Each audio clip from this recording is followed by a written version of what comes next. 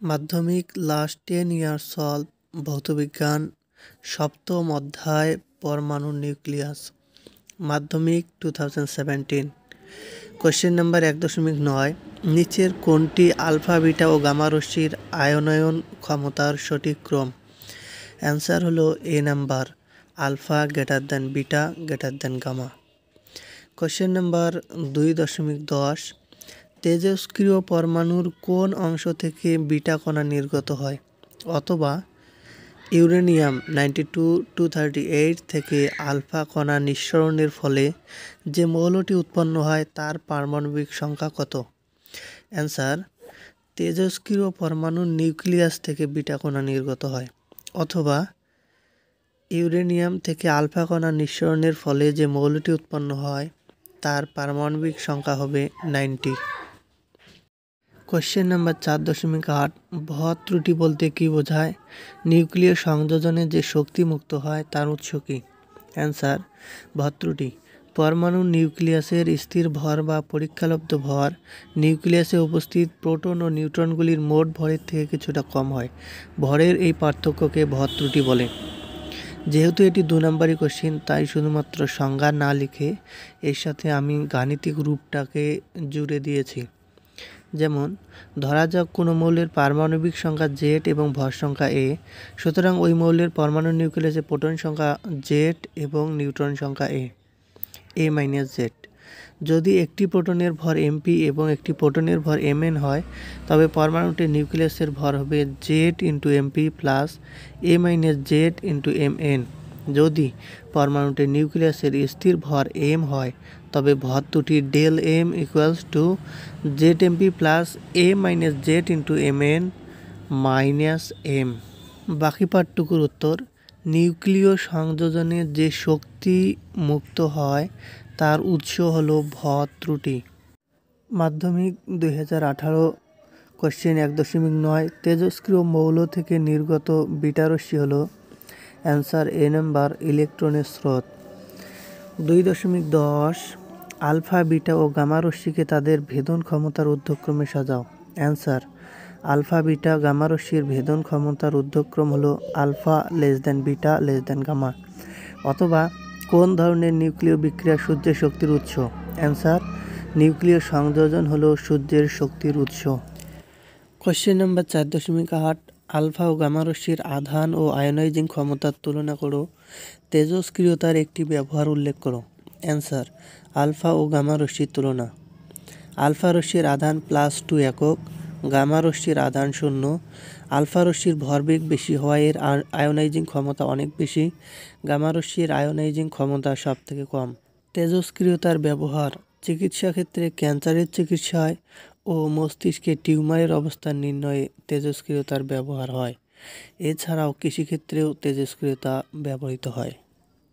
মাধ্যমিক 2019 1.9 তেজস্ক্রিয় পরমাণু থেকে বিটা কণা নিঃসরণের ফলে উৎপন্ন পরমাণুর? অ্যান্সার পারমাণবিক সংখ্যা বাড়ে। 2.10 নিউক্লিয় বিভাজন বিক্রিয়ার একটি অপব্যবহারের উল্লেখ করো। অ্যান্সার নিউক্লিয় বিভাজনকে কাজে লাগিয়ে সৃষ্টি পারমাণবিক বোমার বিস্ফোরণের ফলে মানব জাতির এক বিশাল ক্ষতি হতে পারে। কোশ্চেন অথবা নিউক্লিয় সংযোজনে যে বিপুল পরিমাণ শক্তি মুক্ত হয় কোন সূত্র তা ব্যাখ্যা করে? অ্যান্সার নিউক্লিয় সংযোজনে যে বিশাল শক্তি মুক্ত হয় তা বিজ্ঞানী আইনস্টাইনের E=mc² সূত্র দ্বারা ব্যাখ্যা করা যায়।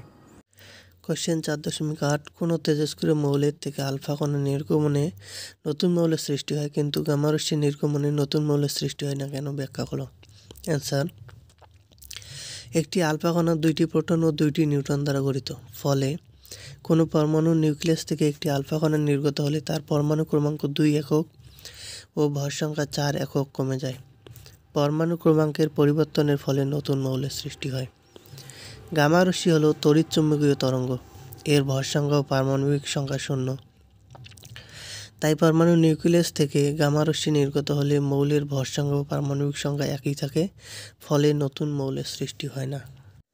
মাধ্যমিক 2020 কোশ্চেন 1.9 আলফা কণায় উপস্থিত? অ্যান্সার 2টি প্রোটন 2টি নিউট্রন। কোশ্চেন 2.10 পারমাণবিক চুল্লিতে কোন ধরনের নিউক্লিয় বিক্রিয়ার সাহায্যে শক্তি উৎপাদিত হয়? অ্যান্সার, নিয়ন্ত্রিত নিউক্লিয় বিভাজন বিক্রিয়া দ্বারা শক্তি উৎপাদিত হয়। অথবা একটি প্রাকৃতিক তেজস্ক্রিয় মৌলের উদাহরণ দাও। অ্যান্সার, ইউরেনিয়াম হলো একটি প্রাকৃতিক তেজস্ক্রিয় মৌল। তেজস্ক্রিয় রশ্মি পরমাণুর কোন অংশ থেকে নির্গত হয়?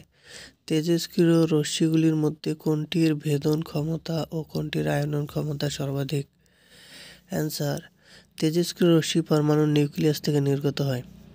তেজস্ক্রিয় রশ্মিগুলির মধ্যে গামা রশ্মির ভেদন ক্ষমতা সর্বাধিক। তেজস্ক্রিয় রশ্মিগুলির মধ্যে আলফা রশ্মির আয়নায়ন ক্ষমতা সর্বাধিক। 2021 সালে মাধ্যমিক পরীক্ষা হয়নি, আর 2022 সালে রিডিউসড সিলেবাসের জন্য এই চ্যাপ্টারটি বাদ দেওয়া হয়েছিল। মাধ্যমিক 2023।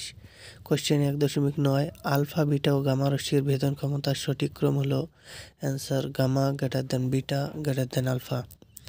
2.10, পারমাণবিক শক্তির একটি শান্তিপূর্ণ ব্যবহার উল্লেখ করো। অ্যান্সার, নিউক্লিয় চুল্লিতে পারমাণবিক শক্তিকে নিয়ন্ত্রিত করে বিদ্যুৎ উৎপাদন করা যায়। অথবা শূন্যস্থান পূরণ করো। গামা রশ্মি হলো ক্ষুদ্র তরঙ্গদৈর্ঘ্যের ড্যাশ তরঙ্গ। অ্যান্সার, তড়িৎ চুম্বকীয় তরঙ্গ। কোশ্চেন 4.8, একটি তেজস্ক্রিয় পরমাণুর কেন্দ্রকে 92টি প্রোটন ও 143টি নিউট্রন আছে। ওই পরমাণু থেকে একটি আলফা কণা নির্গত হলে যে নতুন পরমাণু সৃষ্টি হয় তার কেন্দ্রকে কতগুলি প্রোটন ও নিউট্রন থাকবে? কোন ধরনের নিউক্লিয় বিক্রিয়া নক্ষত্রের শক্তির উৎস?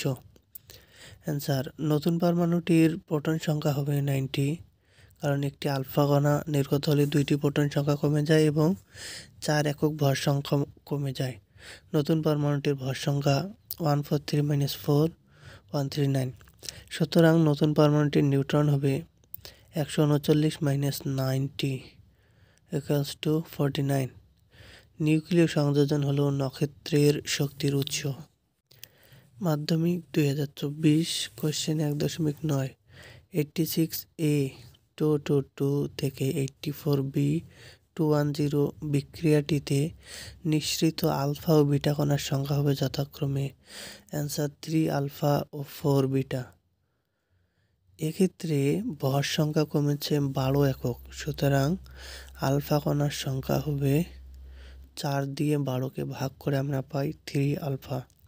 এক্ষেত্রে 3টি আলফা কণার জন্য প্রোটন সংখ্যা কমবে 6 একক, সুতরাং প্রোটন সংখ্যা হবে 80। কিন্তু এক্ষেত্রে 4টি বিটা কণা নিঃসরণের জন্য প্রোটন সংখ্যা 4 একক বৃদ্ধি পেয়ে সেটি 84 হয়েছে, তাই বিটা কণার সংখ্যা হবে 4। কোশ্চেন 2.10, নিয়ন্ত্রিত শৃঙ্খল বিক্রিয়ার একটি ব্যবহারিক প্রয়োগ উল্লেখ করো।